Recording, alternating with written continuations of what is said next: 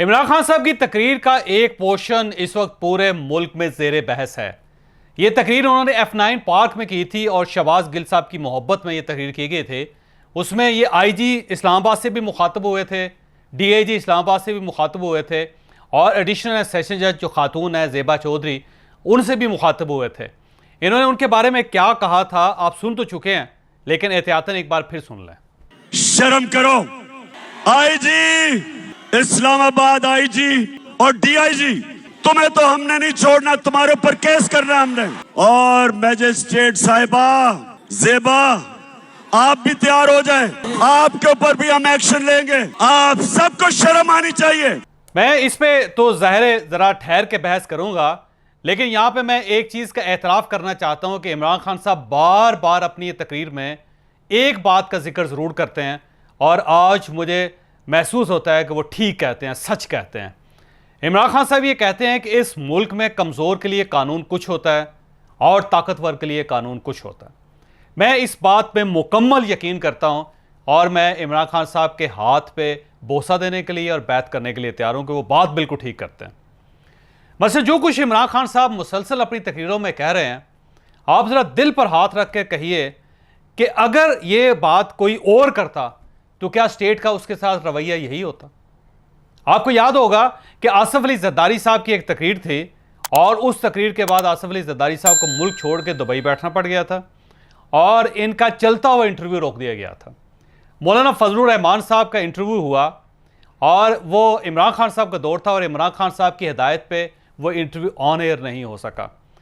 Captain Safdar ने मज़ार कायद पे खड़े होकर कुछ नारे लगाए थे और उसके बाद जब वो अपने कमरे में अपनी बेगम के साथ थे तो वहाँ पे पुलिस आई और उनको घसीटती हुई दरवाज़ा तोड़ के घसीट के बाहर लेकर आई और उनके खिलाफ जो मुकदमात बने वो आपके सामने।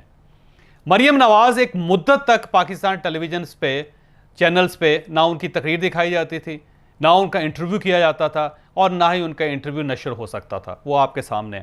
मियां नवाज शरीफ के साथ भी यही सलूक हुआ। 3 बार वो प्राइम मिनिस्टर थे और अभी उन्होंने कुछ कहा ही नहीं था तो उनको बैन कर दिया गया था। ना उनकी तस्वीर दिखाई जा सकती थी, ना उनका कोई बयान सुनाया जा सकता है टीवी चैनल्स पे, ना ही उनकी तकरीर सुनाई जा सकती थी। इल्ताफ हुसैन का आपको पता होगा कि MKM सिंध की सबसे बड़ी मजबूत पार्टी, इल्ताफ हुसैन साहब ने खिताब किया और उसके बाद एक फिक्रा था उस खिताब के अंदर और उसके बाद जो कुछ उनके साथ हुआ, जो उनकी पार्टी के साथ हुआ, वो भी आपके सामने। यानी उस पार्टी को तोड़ मोड़ के छोटे छोटे हिस्सों में तकसीम करके पूरे पाकिस्तान में बांट दिया गया और इल्ताफ हुसैन पे आज भी पाबंदी है। ना उनका कोई बयान चल सकता है, ना उनकी कोई तकरीर दिखाई जा सकती है और ना ही उन्हें किसी जगह प्रेजेंट किया जा सकता है। इसहाक डार वजीर खजाना रहे और उनके ऊपर 3.5 साल टेलीविजन चैनल्स पे दिखाना और उनके बारे में बात करना, उस पर पाबंदी थी। किसी जगह उनका इंटरव्यू नहीं चला और जब ये नई गवर्नमेंट आई तो उसके बाद इसहाक डार को कुछ टेलीविजन चैनल्स ने थोड़े से इंटरव्यूज़ हुए, लेकिन आज भी जब उनको चैनल्स पे लिया जाता है तो उससे पहले सोचा जाता है कि क्या ये इंटरव्यू चल भी सकेगा या नहीं चलेगा। तो आप इससे अंदाज़ा कीजिए कि कमज़ोर कौन है इस मुल्क में और मजबूत कौन है। जबकि इसके मुकाबले में आप इमरान खान साहब की कोई तकरीर उठा कर देख लीजिए, वो तकरीर ना सिर्फ रेड लाइन क्रॉस करती है बल्कि वो इदारों का नाम लेके धमकियां भी लगाते हैं। लेकिन पूरे मुल्क में ना कोई कानून है, ना कोई आइन है, ना कोई दस्तूर है, ना कोई इदारा है जो इमरान खान साहब को रोक सके। आज भी जब इमरान खान की तकरीर पे, लाइव तकरीर पे पाबंदी लगी तो साथ उन्हें यह ऑप्शन भी दिया गया कि इस तकरीर को डिले करके दिखाया जा सकता है और उसका कंटेंट दिखाया जा सकता है, लेकिन लाइव नहीं दिखाया जा सकता। जबकि बाकी किसी लीडर को यह सहूलत हासिल नहीं थी। उनको ये इख्तियार नहीं दिया गया कि उनकी तकरीरें जो है आप उसको डिले करके दिखा लें, लाइव ना दिखाएं, बल्कि उन पे 4-4.5 साल तक मुसलसल पाबंदी रही और जब तक इमरान खान साहब की गवर्नमेंट रही इन लोगों की बातें, इन लोगों की तकरीरें दिखाई नहीं गई और हर जगह पे एक एतराज़ लगाया गया और पैमरा की तरफ से नोटिस भी आए। मैं आज आपके सामने इजहार करता हूं कि इसहाक डार साहब का मैंने एक इंटरव्यू किया था। वो इंटरव्यू चलने से पहले ही पैमरा ने रुकवा दिया था और वो 5-6 मिनट का इंटरव्यू था सिर्फ। मुझे फौरी तौर पर नोटिस भी आया और कहा गया कि आप ये इंटरव्यू प्ले नहीं करेंगे, चैनल को रोका गया। और किसने रोका? वही चेयरमैन साहब जो आज भी पैमरा के चेयरमैन हैं। तो आप इससे अंदाज़ा लगा लीजिए कि कितनी पाबंदियां होती थी, लेकिन उसके मुकाबले में इमरान खान साहब जो चाहे कह जाते हैं, लेकिन इनको नहीं रोका जाता, किसी जगह पर नहीं रोका जाता। और जब पाबंदी भी लगाई जाती है तो उसके साथ ये ऑप्शन होता है कि आप इसे डिले करके दिखा सकते हैं। आप इनका कंटेंट प्ले कर सकते हैं लेकिन लाइव नहीं कर सकते। तो ये देखिएगा तो तगड़ा कौन हुआ, मजबूत कौन हुआ और कमजोर कौन हुआ। अब इसी तरह आप जरा थोड़ा सा पीछे चली जाइए, 2014 में चले जाएं आप, तो इमरान खान साहब ने पीटीवी पे हमला किया, पूरी दुनिया ने देखा। इमरान खान साहब ने पार्लियामेंट हाउस पे हमला किया, जंगले तोड़े और ये उसके लॉन में बैठ गई पार्टी जाके। सुप्रीम कोर्ट ऑफ पाकिस्तान के ऊपर गंदी शलवारें लटकाई गई और उसका मुहासरा किया गया। ऐवान सदर का गेट तोड़ दिया गया, और गेट किस तरह तोड़ा, बाकायदा पाबंदी के बावजूद, कानून की पाबंदी के बावजूद, दफ़ा 144 के बावजूद क्रेनें लेकर ये लोग आए और जो रास्ते में रुकावट खड़ी हुई उसको गिरा दिया। ये प्राइम मिनिस्टर हाउस के अंदर दाखिल हो गए गेट तोड़ कर, वहां पे ये लोग बैठे रहे। रेड जोन में 129 दिन ये लोग वहां पे बैठे रहे और इनकी तकरीरें लाइव दिखाई गई तमाम चैनल्स पे, बल्कि पूरी दुनिया पे। और जो कुछ उन्होंने चाहा कहा, इन्होंने सिविल नाफरमानी का कहा, इन्होंने बिल जलाए, इन्होंने सुप्रीम कोर्ट को ललकारा, इन्होंने प्राइम मिनिस्टर को कहा कि मैं तुम्हें गिरेबान से पकड़ के खींच के लाऊंगा। यानी जो दिल किया इन्होंने किया। पीटीवी के बारे में जब पीटीवी में लश्कर दाखिल हुआ इनका, तो आरफ अलवी साहब जो उसका सदर हैं, उन्होंने टेलीफोन पे इमरान खान साहब से बात की और उसके बाद जो आरफ अलवी साहब ने कहा, जो इमरान खान साहब ने कहा, उसको बताया नहीं जा सकता, ना ही सुनाया जा सकता। तो आप उससे अंदाज़ा लगाएं। और फिर क्या हुआ, कार्रवाई इमरान खान साहब के खिलाफ कोई नहीं हुई। इमरान खान साहब बड़ी आसानी से 2018 का इलेक्शन जीत के प्राइम मिनिस्टर बन गए।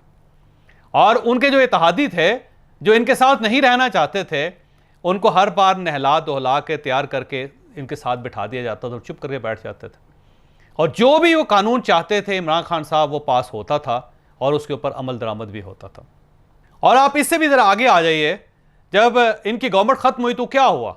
सबसे पहले न्यूट्रल्स की एक इस्तिलाह दरियाफ्त की गई, फिर ये कहा गया कि न्यूट्रल्स तो जानवर होते हैं, फिर ये कहा गया कि मीर सादक और मीर जाफ़र होते हैं और अंदर होते हैं और वो मुल्क को बर्बाद कर देते हैं। फिर ये भी कहा गया कि मीर जाफ़र और मीर सादक कौन होते हैं, वो सिपाहसालार होते हैं। फिर मिस्टर एक्स और मिस्टर वाई की गर्दान की गई। और फिर आखिर में शहबाज गिल साहब की सूरत में फौज के अंदर एक बगावत का एलिमेंट पैदा कर दिया गया और जो जूनियर ऑफिसर्स हैं उनसे कहा गया कि आपने अपने सीनियर्स की बात नहीं मान ली। और फिर इमरान खान साहब की तरफ से पहले शुरू में शहबाज गिल साहब की जो बात थी, गुफ्तगू थी, उस पर थोड़ी सी रिजर्वेशन भी आई कि उनमें से कुछ फ़िक्रे एतराज़ के काबिल थे, उन्हें नहीं कहना चाहिए। तो फिर आखिर में वो डट गए और उन्होंने कहा जी बिल्कुल ठीक कहा, उन्होंने गलत नहीं कहा। और आज उनका मौक़िफ़ यह है कि शहबाज गिल ने कोई गलती नहीं की और बिल्कुल ठीक कहा, और अब पूरी पार्टी उस पर स्टैंड कर रही। और उसके बाद पूरी पाकिस्तान, सारी पुलिस ये कह रही है कि शहबाज गिल साहब पे किसी किस्म का कोई तशद्दुद नहीं हुआ। खुफिया इदारे ये कह रहे हैं कि किसी किस्म का तशद्दुद नहीं हुआ। इनके अपने लोग, पार्टी के अपने लोग ये कह रहे हैं कि इनके ऊपर कोई तशद्दुद नहीं हुआ। पंजाब में इनके वज़ीर दाखिला कह रहे हैं कि उनको उंगली तक नहीं लगाई गई, और साथ वो ये भी कह रहे हैं वज़ीर दाखिला हाशिम डोगर कि हमने कहा कि हम इनका तिब्बी मुआयना करवा देते हैं, तो शहबाज गिल साहब ने कहा कि मैंने मुआयना नहीं करवाना, मैंने अपना मेडिकल चेकअप नहीं करवाना। तो अब ये सारी चीज़ें हैं, यानी उनका वज़ीर दाखिला कह रहा, पुलिस कह रही, अदालत कह रही है, अदालत के अंदर कहा जा रहा है, लेकिन इमरान खान साहब कहते हैं कि नहीं, उस पर जिनसी तशद्दुद हुआ है। यानी 16 डॉक्टरों की रिपोर्ट जो है वो इनके लिए एक्सेप्टेबल नहीं है, वो उसको मानने के लिए तैयार नहीं है। और सारे ब्लड रिपोर्ट्स जो आई हैं उनके, शहबाज गिल साहब की जो ऑडियोज़ और वीडियोज़ लीक हो रही हैं, जो तस्वीरें लीक हो रही हैं, उसमें एक मुकम्मल तौर पर मुतमईन, खुश और आरामदेह ज़िंदगी गुजारने वाला शख्स नज़र आता है। लेकिन इसके बावजूद इमरान खान साहब कहते हैं नहीं, इसके साथ ज़्यादती हुई। और साथ वो जिस जज ने इसको रिमांड पैक किया, पुलिस के हवाले किया, उसके बारे में वो मजमे में खड़े होकर कह रहे हैं कि हम आपसे इंतकाम लेंगे। और आईजी को क्या कह रहे हैं और डीआईजी को क्या कह रहे हैं। अब खुद सोचिए कि अगर ये बात कोई आम आदमी करता, आप और मैं करता, या आप और मैं भी छोड़ दीजिए, यही बात अगर आसिफ अली ज़रदारी करते, यही बात अगर मौलाना फजलुर रहमान करते, यही बात अगर मियाँ नवाज शरीफ करते, यही बात अगर राना सनाउल्लाह साहब करते, यही बात ख्वाजा आसिफ करते, या एहसन इकबाल या शायद खान अब्बासी करते, या यही बात सैयद खुर्शीद शाह करते, तो क्या होता उनके साथ। क्या स्टेट इतना लिवरेज और इतनी स्पेस इनको भी देती? मेरा नहीं ख्याल देती। आप में से कोई शख्स जज के खिलाफ बात करके दिखाए इस मुल्क में, पुलिस के बारे में इन ख्यालात का इजहार करके दिखाए जरा। और दूसरी तरफ से सुप्रीम कोर्ट ऑफ पाकिस्तान के साथ क्या क्या नहीं हुआ। यानी उन्होंने, इमरान खान साहब ने अपनी हर तकरीर में कहा कि रात को अदालतें खोल ली गई, मैंने कौन सा ऐसा जुर्म कर दिया था। जो जजेस की ट्रोलिंग हुई और उसके जो खुरे मिले सारे, वो सब के सामने। जो जजेस की मीम बनाई गई वो सब आपके सामने है सर। तो उसके बाद क्या कर लिया इमरान खान साहब का, इस पार्टी का किसी ने क्या बिगाड़ लिया? सेम इसी तरह लसबेला के शोधा जो थे उसके ऊपर जो कुछ हुआ और जो कुछ जनरल बाजवा साहब के खिलाफ जुबान इस्तेमाल की गई और जो की जा रही है, हमने यह स्टेट ने क्या बिगाड़ लिया इनका? तो इसमें कोई शक नहीं कि ये रियासत पाकिस्तान जो है इसमें वाक़या है, जो शख्स मजबूत है, तगड़ा है, जो लाडला है, उसके लिए ना कोई कानून है, ना कोई आइन है, ना कोई इदारा। वो जिस इदारे को चाहे रौंद दे, जिस कानून को चाहे तोड़ दे और जिस आइन का चाहे हुलिया बिगाड़ दे, उनको कोई शख्स टच नहीं कर सकता। यानी ये अल्फाज अगर शहबाज गिल साहब की जगह किसी और ने कहे होते, जो उन्हें शहबाज गिल ने कहे थे, तो क्या आज शहबाज गिल साहब इस अस्पताल में मज़े से बैठे होते और ये कह रहे होते कि मुझे मटन ला के दे दो, या ये कह रहे होते कि एसी ज़रा तेज़ कर दो, या उनके लिए 16-16 प्रोफेसरों का मेडिकल बोर्ड बैठता, और क्या उनको जेल से सीधा अस्पताल इस तरह लाया जाता? क्या उनको इतना प्रोटोकॉल दिया जाता और साथ पुलिस की बुली भी की जाती और इसके साथ रियासत उनको इसको बर्दाश्त भी करती? क्या करती? मैं बताइए, क्या हमने पाकिस्तान की हिस्ट्री में आज तक किसी शख्स को ये इख्तियार, ये सहूलत दी है? ये सहूलत हमने जुल्फ़िकार अली भुट्टो को नहीं दी थी। भुट्टो साहब के खिलाफ एक FIR हुई थी जो जाली थी, गलत थी, झूठी साबित हुई, और हमने जुल्फ़िकार अली भुट्टो को काल कोठरी में रख के उसको फांसी लगा दिया था। सेम इसी तरह मियां नवाज शरीफ के साथ क्या हुआ था सारी दुनिया जानती। आसिफ अली जरदारी 11 साल जेलों में रखा हमने उनको। सैयद खुर्शीद शाह अपोजिशन लीडर हैं, उनके साथ क्या हुआ? ख्वाजा साद रफीक दोनों भाइयों के साथ क्या हुआ? फवाद हसन फवाद के साथ, अहद चीमा के साथ क्या हुआ? राना सनाउल्लाह के खिलाफ 17 किलो 16 किलो हेरोइन का केस बना दिया, क्या हुआ? हनीफ अब्बासी के साथ जो कुछ किया गया इस मुल्क में आपके सामने। तो इनमें से अगर किसी शख्स, इनमें से कोई शख्स आज भी अगर इन अल्फाज का इजहार तो दूर सोच भी ले तो उसके साथ क्या होगा? जबकि इसके मुकाबले में इमरान खान साहब सारी रेड लाइंस क्रॉस कर गए, लेकिन वो आज भी अपने घर में बैठे हुए हैं, आज भी वो तकरीर कर रहे हैं, आज भी वो बात कर रहे हैं। सिर्फ इतना बाकी है कि खुदा न खास्ता वो बैठ के पाकिस्तान के खिलाफ नारा लगा दे या पाकिस्तान को तोड़ने का ऐलान कर दे। लेकिन मैं आज दावे से ये कहता हूं कि अगर इमरान खान साहब ये भी कर देंगे तब भी हम में से कोई शख्स या आप में से कोई शख्स उनके खिलाफ कार्रवाई नहीं करेगा। राना सनाउल्लाह साहब इसी तरह तकरीरें करते रहेंगे, हाँ कानून के मुताबिक, आइन के मुताबिक काबीना में जाएगा, इत्तेहादियों से बात करें या पूछ के बताते हैं। और जो रियासत पाकिस्तान है, जो स्टैब्लिशमेंट है, इसी तरह अगर मगर चुनाचे करती रहेगी, इसी तरह करती रहेगी और इसी तरह स्पेस दी जाती रहेगी इमरान खान साहब को, क्योंकि इमरान खान साहब तगड़े हैं, क्योंकि इमरान खान साहब डार्लिंग है, क्योंकि इमरान खान साहब लाडले हैं। और जो शख्स लाडला होता है उसके पास सब इख्तियार होता है कि वो जो चाहे कर ले इस मुल्क के अंदर, और जो शख्स लाडला नहीं है वो 3 मरतबा का प्राइम मिनिस्टर हो, 4 मरतबा का प्राइम मिनिस्टर हो, वो कितना ही मोअज़्ज़ज़ क्यों ना हो, उसका नाम अब्दुस्तार ईदी क्यों ना हो, उसको हम इबरत की निशानी बना देते हैं। वो शख्स ख्वाह डॉक्टर अब्दुल कदीर ही क्यों ना हो, सड़कों पर रुल जाता है, क्योंकि वो हमारा पसंदीदा नहीं रहा, क्योंकि वो हमारी डार्लिंग नहीं रही, क्योंकि वो हमारा लाडला नहीं रहा। तो ये इस मुल्क का सबसे बड़ा अलमिया है। लिहाजा मैं इमरान खान साहब की इस बात से इत्तफाक करता हूँ कि इस मुल्क में कमज़ोर के लिए कानून और ताकतवर के लिए कानून और है, और आज का जो ताकतवर शख्स है उसका नाम है इमरान खान।